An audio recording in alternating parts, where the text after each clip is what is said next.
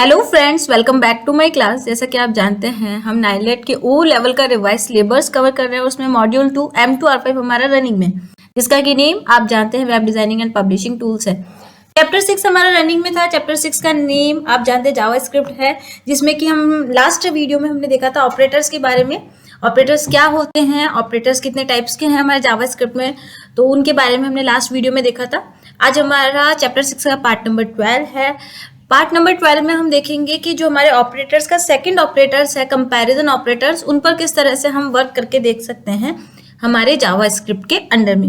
I hope previous की video आपने देख ली होगी और अरिथमेटिक ऑपरेटर्स के बारे में आपने अच्छे से नॉलेज इंप्रूव कर ली होगी और साथ ही साथ उन पर प्रैक्टिस भी करके देख ली होगी, क्योंकि जल्द ही आपके एग्जाम आने वाले हैं। तो आई होप आप लोगों ने इस पर अपनी नॉलेज इंप्रूव कर ली होगी और अपनी नोट्स भी कंप्लीट कर ली होंगे लगभग।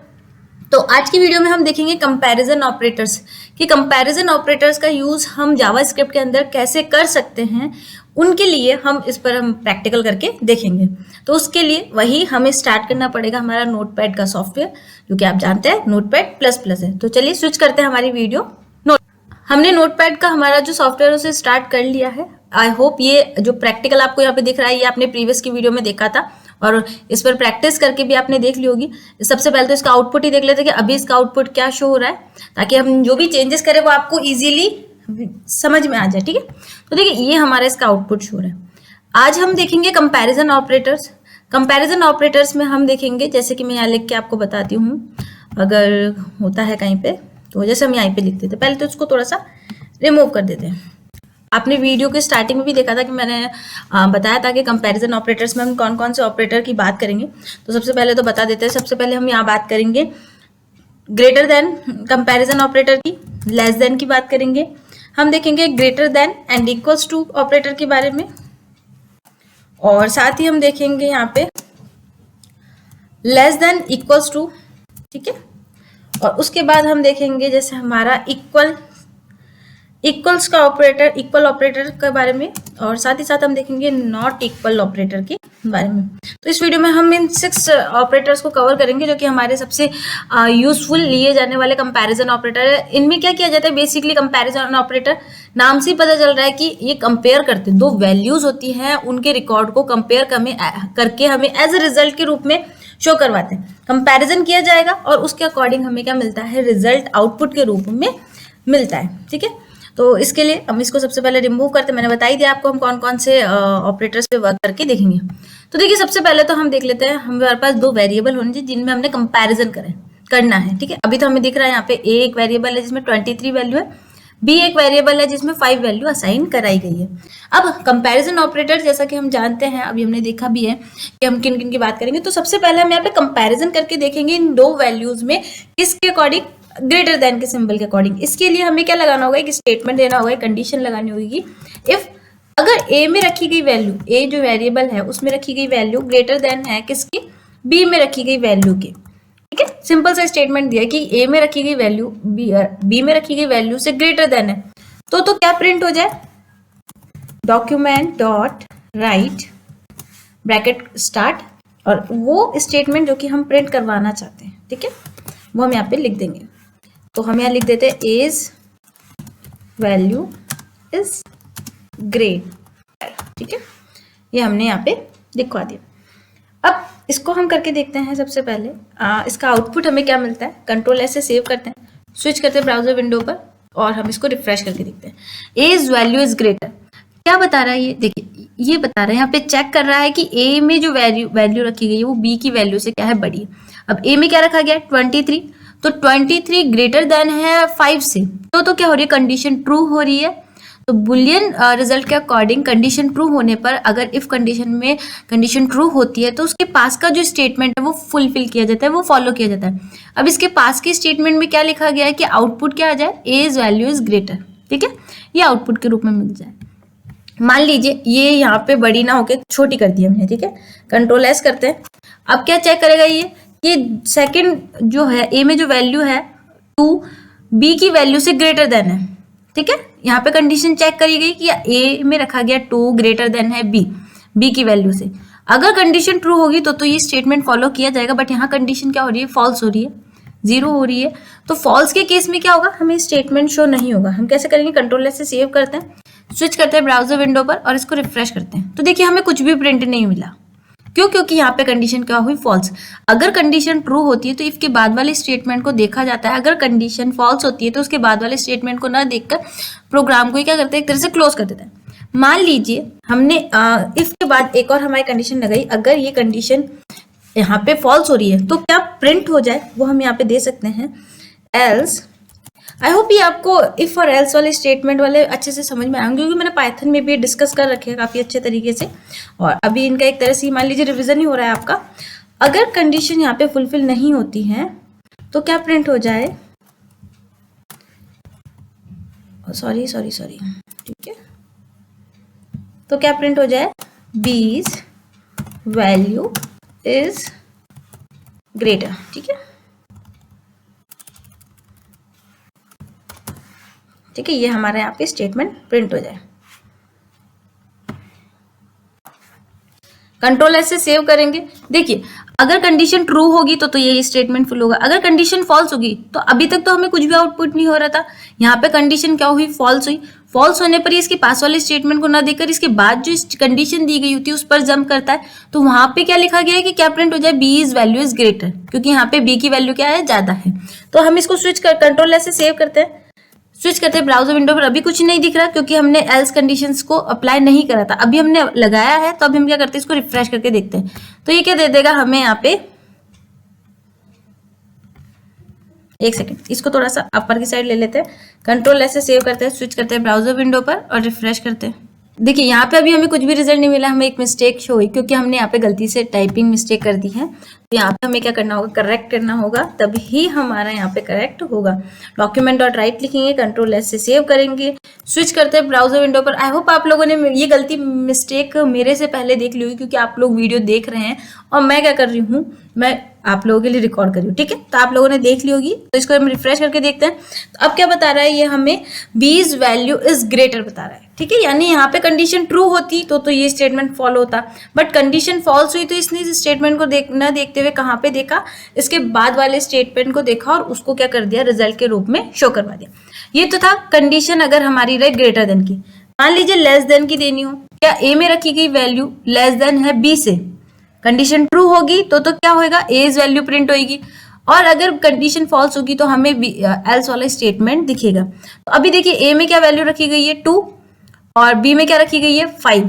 तो यहाँ पे कंडीशन क्या हो रही है, ट्रू हो रही है, क्योंकि ए की वैल्यू कम है 5 से। तो इसके बाद वाले स्टेटमेंट को फुल फॉलो किया जाएगा और उसे प्रिंट करवा दिया जाएगा, यहाँ पे एल्स पे जाया ही नहीं जाएगा। तो हम क्या करते हैं, कंट्रोल एस से सेव करते हैं, स्विच करते हैं ब्राउजर विंडो पर। अभी तो ये हमारा प्रीवियस का आउटपुट है, अब हमने कंडीशन जब 2 लेस देन है बी से, तो कंडीशन ट्रू होने पर क्या प्रिंट होना चाहिए, ए इज वैल्यू इज ग्रेटर। तो हम क्या करते हैं, यहाँ पे रिफ्रेश करते हैं, रिफ्रेश करने पर क्या हुआ, हमें यहाँ पे एज आउटपुट के रूप में ए की जो भी स्टेटमेंट था वो फुलफिल हो गया। तो ये दो आपको आई होप अच्छे समझ में आएंगे। चलिए हम इसको थोड़ा सा चेंज करके देखते हैं। क्या ए में रखी गई वैल्यू, अब ठीक है 20 कर दिया हमने, क्या ए में रखी गई वैल्यू बी से लेस देन है, कंडीशन क्या हो रही है, फॉल्स हो रही है। फॉल्स होने पर अपने पास वाले स्टेटमेंट को ना देख के एल्स में जाएगा और एल्स के स्टेटमेंट को फॉलो करेगा। तो चलिए हम इसको कंट्रोल एस से सेव करते हैं, स्विच करते हैं ब्राउजर विंडो पर। जब 2 थी तब तो हमें ये रिजल्ट मिला, 20 हुई तो हमें 20 रिजल्ट मिल गया। ठीक है, तो ये माइनर से चेंजेस होते हैं। आप लोगों इन सबके कंसेप्ट समझना बेहद जरूरी है, तभी बेहद अच्छे तरीके से समझ में आएंगे। तो ये तो था चलिए हमारा 2 वैल्यूज का। अब मान लीजिए कई बार ऐसे स्टेटमेंट्स भी होते हैं जहाँ पे हमें इक्वल्स टू भी लगाना था, यानी यहाँ पे हमने आपको स्टार्टिंग में बताया था, मैं less than and greater than का बताऊंगी, उसके बाद मैं बताऊंगी आपको ग्रेटर देन एंड इक्वल। क्या ए में रखी गई वैल्यू ग्रेटर देन है और इक्वल है किसके, बी के। ठीक है, ए में क्या रखा गया 20, ग्रेटर देन है, 2 कंडीशन यहाँ पे अप्लाई होगी, एक तो क्या तो बी से बड़ी है या फिर इक्वल है, तो क्या प्रिंट हो जाएगा, A is value is greater than. ठीक है, अगर कंडीशन यहाँ पे फुलफिल नहीं होती कि ए की वैल्यू या तो छोटी है तब भी एल्स में चल जाएंगी, या फिर बराबर नहीं है तब भी एल्स में चल जाएगी। तो यहाँ पे क्या मिलेगा इसे, ए की वैल्यू कितनी है 20 है, बी की वैल्यू कितनी है 5 है, तो क्या है देखा जाए तो ए की वैल्यू ग्रेटर देन है, तो कंडीशन ट्रू होगी और ए इज वैल्यू हमें शो होगी। देखते हैं हम इसको कंट्रोल एस से सेव करते हैं, स्विच करते हैं ब्राउजर विंडो पर, रिफ्रेश करते हैं, तो ए इज वैल्यू मिल गई। क्यों, क्योंकि हमारी ए की वैल्यू क्या है, ग्रेटर देन है। 2 कंडीशन यहाँ पे चेक की जाएगी, ग्रेटर देन की एंड इक्वल्स की। अब इक्वल्स टू का कैसे, क्या ए में रखी गई वैल्यू बी की वैल्यू के इक्वल है, तो उसके लिए हम क्या कर सकते हैं, यहाँ पे इनकी वैल्यू को इक्वल करेंगे। ठीक है, कंट्रोल एस से सेव करते हैं, क्या ए में रखी गई वैल्यू बी में रखी गई वैल्यू के इक्वल है या ग्रेटर देन है, तो ए आएगा, अदरवाइज बी आएगा। अभी इक्वल है तो ये कंडीशन भी यहाँ पे क्या होगी, फुलफिल होगी। कंट्रोल एस से सेव करते हैं, स्विच करते हैं ब्राउजर विंडो पर, रिफ्रेश करते हैं तो ए ही आया। मान लीजिए ए की वैल्यू ग्रेटर देन भी नहीं है और इक्वल भी नहीं है, उस केस में क्या प्रिंट होगा, आई होप आप लोग समझ गए होंगे। अब हमारा क्या वैल्यू होगी, बी की वैल्यू प्रिंट होगी, क्योंकि यहाँ पे कंडीशन ट्रू नहीं हो रही है, फॉल्स हो रही है। ना तो ए की वैल्यू बड़ी है बी की वैल्यू से, ना ही उसके इक्वल है। ठीक है, कंट्रोल ऐसे सेव करते हैं, स्विच करते हैं ब्राउजर विंडो पर, क्या आएगा, बी की वैल्यू का। ठीक है, रिफ्रेश करते हैं, देखिए बी इज वैल्यू है, क्योंकि कंडीशन यहाँ पे ट्रू नहीं हुई है। ठीक है, इसी तरह हमारा होता है लेस देन एंड इक्वल का, कि छोटी है या इक्वल है। अब देखिए इस कंडीशन को भी आप इजीली समझ सकते हैं, क्या ए में रखी गई वैल्यू छोटी है या इक्वल है किसके, बी की वैल्यू के।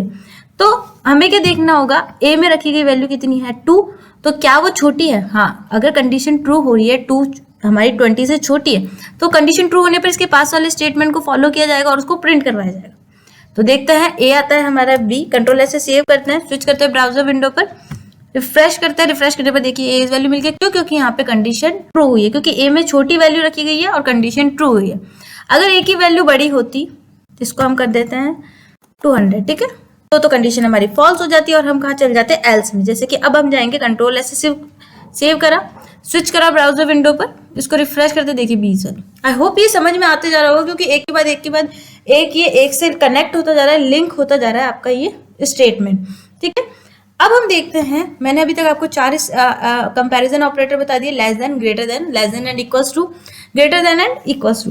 अब हम देखेंगे इक्वल्स टू का, क्या ए में रखी गई वैल्यू इक्वल है किसके, बी के। अगर आपको डबल बार ये असाइनमेंट वाले ऑपरेटर्स दिखते हैं तो इसका मतलब है कि इन दोनों वैल्यू में कंपैरिजन किया जा रहा है कि क्या दोनों की वैल्यू एक जैसी है। क्या ए में रखी गई वैल्यू 200 है, इक्वल है किसके, बी के।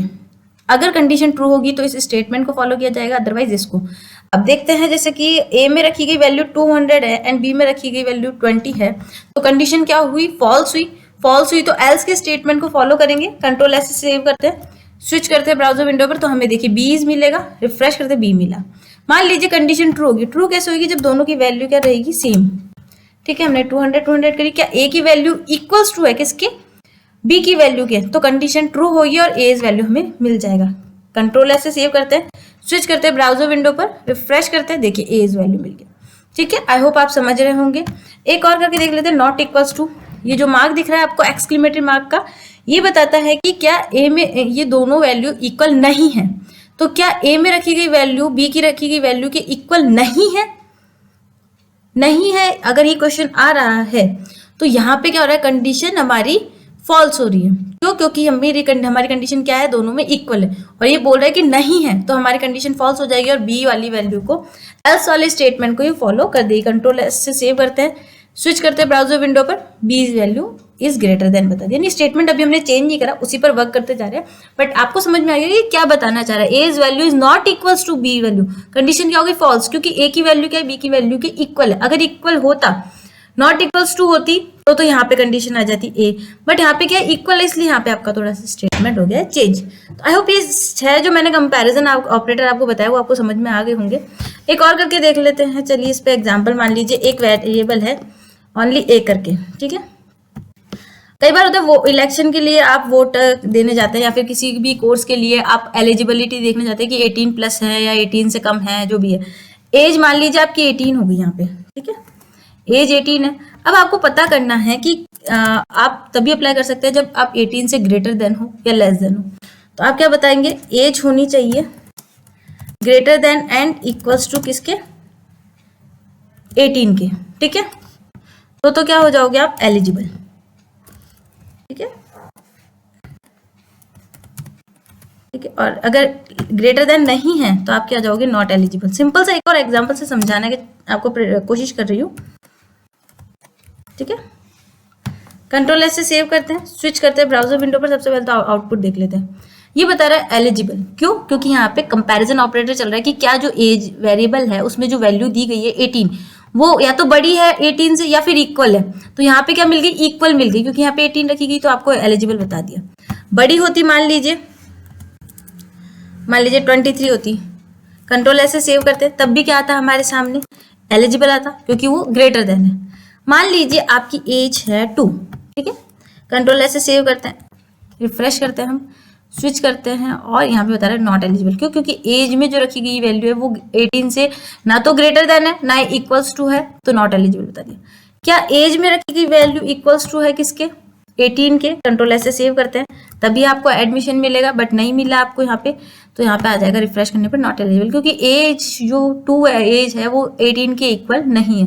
अगर मान लीजिए यहाँ पे 20 भी है, कंट्रोल ऐसे सेव करते हैं तब भी क्या होगा आपका नॉट एलिजिबल, क्योंकि इक्वल नहीं है, ठीक है।